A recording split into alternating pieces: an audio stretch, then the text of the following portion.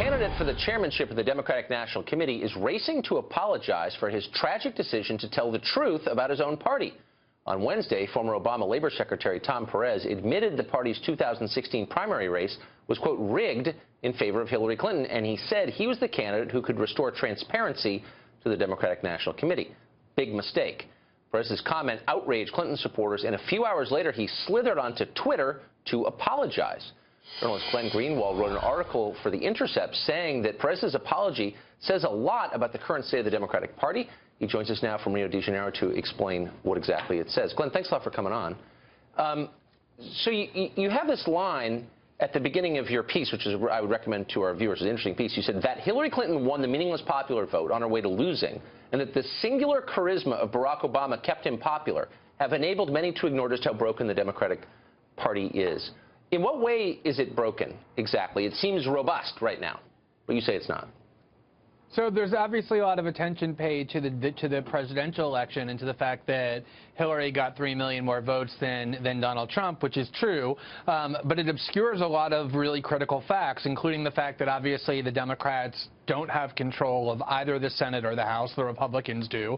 They now have lost 2/3 of governorships, which are also now in the hands of the Republican Party, and they are one state house away from enabling the Republicans to convene a constitutional convention on their own, because they will have 2/3 of the state fully within their grasp, both controls of both houses of Congress. So it's a party that has collapsed as a national political force in the United States. It's not just the presidential election.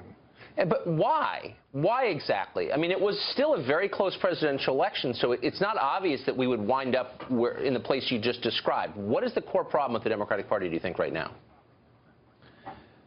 Well, I mean, that's one of the things that the Democratic Party ought to be asking, and unfortunately, they're not asking it. They're so obsessed with denouncing Donald Trump, with calling him all the names that they called him during the election, with talking about Vladimir Putin and the Kremlin and Jill Stein and everything else other than that question that you just asked. When the Republicans lost in 2012 to Barack Obama, even though they had control over all these levers of power, they got together, they issued this autopsy saying, here's everything wrong with our party, here's what's wrong with our messaging. The Democrats are showing no signs of any kind of self-critique.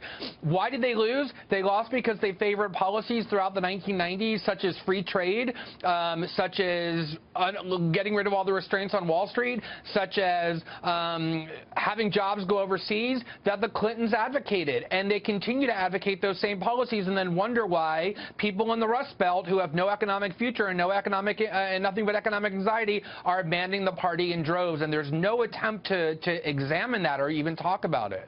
Interesting. So the party that wins the middle class typically wins the national election just because that's the demographics of the country. If a bunch of smart Democrats got together to do the autopsy, and I bet at some point they will, they've got to, what specific conclusions would you encourage them to reach? Like, what should they do now?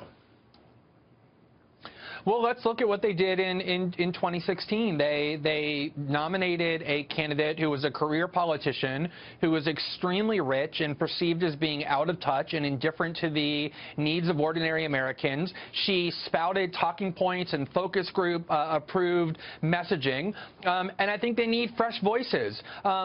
To begin with, I mean, look at what they did after this debacle in 2016. They went and they renominated as their minority leader in the House Nancy Pelosi, one of the richest members of Congress who has been their minority leader since 2002, and then made Chuck Schumer the top Democrat in Washington, even though he spent his career serving Wall Street. So I think you need fresh voices, people who aren't petrified of their own shadow, who don't apologize for telling the truth like Tom Perez did, and who think about how to serve not Silicon Valley and the billionaire class and their donor class and corporations, but the people who actually vote and who are really worried about their economic future with really good reason. So you keep coming back to economics and the lack of an economic message. And so, I mean, if you were to sum it up in one sentence, would that be it? They're not telling the average person in the country why voting Democrat would be good for them economically.